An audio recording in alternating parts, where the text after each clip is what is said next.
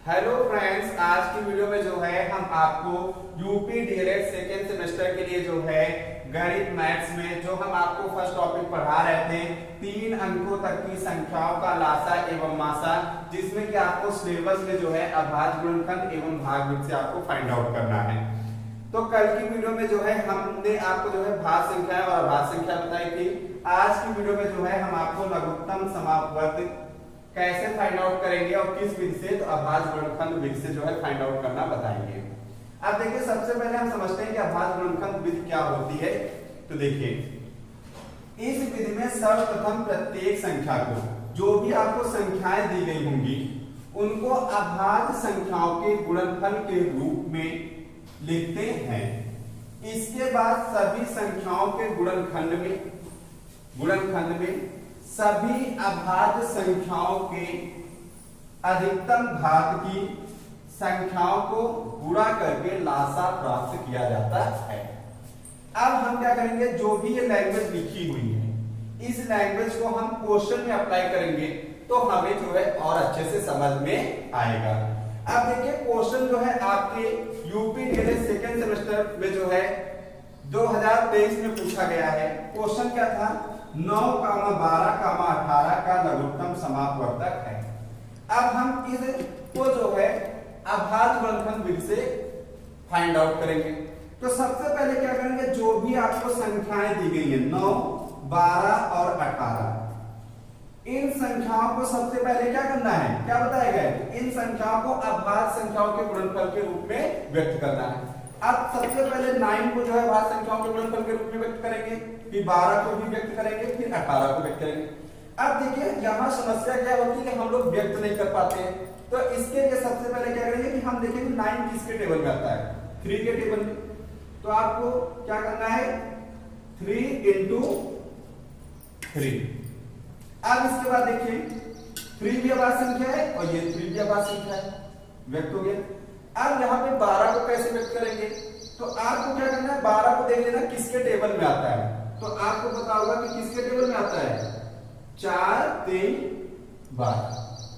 अब 4 देखिए यहाँ पे अभाज्य संख्या नहीं है, तो इस 4 को अभाज्य संख्या में व्यक्त करेंगे 2 गुणे 2, तो 2 2 4 हो गया, इंटू 3। अब इसके बाद देखिए, यहाँ पे हमारा जो है अभाज्य गुणनखंड के रूप में व्यक्त हो गया। अब इसके बाद देखिए 18 क्या करना है, 18 किसके टेबल में आता है, तो आपको पता होगा 6 3 जा 18 होता है। अब यहाँ पे 6 ये अभाज्य संख्या नहीं है, तो अभी इसको फिर से ब्रेक करना पड़ेगा। तो कैसे ब्रेक करेंगे, 2 गुणे 3, तो 2 टाई 6 हो जाता है, फिर इंटू 3। यहां तक समझ में आ गया होगा। अब क्या करना है, जब कोई चीज 2 बार रिपीट हो, अगर गुणा लगा है, तो यहां पे 3 2 बार रिपीट हो रहा है, तो इसको हम लिखेंगे 3 की पावर 2। यहां पे देखेंगे कि 2 जो है 2 बार रिपीट हो रहा है, तो 2 की पावर 2 इंटू 3। यहां पे हम देखेंगे कि 2 जो है 1 बार है, तो 2 की पावर 1, और ये 3 जो है 2 बार है, तो 3 की पावर 2। अब यहां हमने क्या किया कि जो भी संख्याएं दी गई थी उनको अभाज्य संख्याओं के गुणनखंड के रूप में हमने व्यक्त कर दिया। अब क्या करना है, हमें फाइंड करना है क्या, लासा, लघुत्तम समापवर्तक। तो अब इसके बाद क्या करेंगे, तो यहां पे लाइन में क्या लिखेगा, इसके बाद सभी संख्याओं के गुणनखंड में सभी अभाज्य संख्याएं, जो भी अभाज्य संख्याएं दी गई हैं, के अधिकतम घात की संख्याओं को, तो यहां जब हमें अधिकतम घात की संख्याएं चूज करना है, उसके बाद उनको गुणा करना है, लासा हमारा फाइंड हो जाएगा। तो अधिकतम घात की संख्याएं चूज करो। तो देखिए, यहां पे अगर हम देखिए 3 है, तीनों संख्याओं में 3 है, और 3 की अधिकतम घात यहाँ पे क्या है, तो यहाँ पे जब कुछ नहीं था तो 1 माने, तो 3 की अधिकतम घात तीनों में क्या है, तो 2, 3 की पावर 2।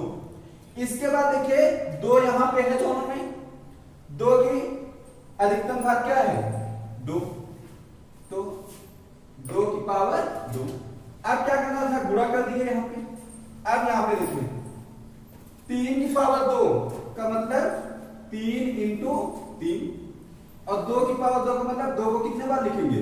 2 बार। 2 तो 3 को 9, 9 दूनी 18, 18 दूना 36, 36। तो इस प्रकार से इस क्वेश्चन का ऑप्शन बी क्या है? करेक्ट है। अब इसके बाद देखिए हमारा सेकंड क्वेश्चन क्या है? 16, 32 और 64 का लासा है। अब देखिए इसको भी हम किस विधि से बताएंगे? अभाज्य गुणनखंड विधि से। तो देखिए सबसे पहले क्या करना है, जो भी संख्याएं दी गई हैं उनको लिख लेना है। अब यहाँ पे हमने संख्याओं को लिख लिया। अब इसके बाद देखिए यहाँ पे क्या दिया गया? 16। तो 16 किसके टेबल में आता है? 4 के टेबल में। 4 चौक 16, जिसके भी टेबल में आता हो आप जो है पहले लिख लें। अब यहाँ पे देखिए 4 और 4 हमें व्यक्त करना है अभाज्य संख्याओं के गुणनफल के रूप में। तो 4 को क्या लिख सकते हैं? 2 इंटू 2, और इस 4 को भी क्या लिखेंगे? 2 इंटू 2। अब ये हमारा जो है अभाज्य संख्याओं के गुणनफल के रूप में व्यक्त हुआ।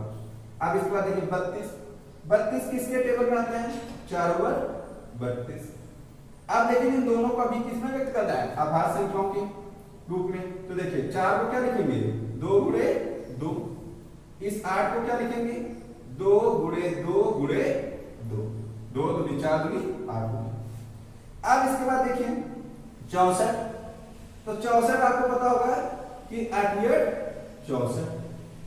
अभी इन 8 को किसमें व्यक्त करना है? अभाज्य संख्या के रूप में।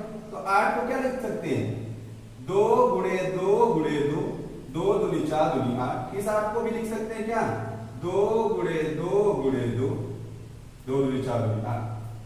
अब यहां पे देखिए 2 कितने टाइम रिपीट है? 4 टाइम। तो 2 की पावर 4।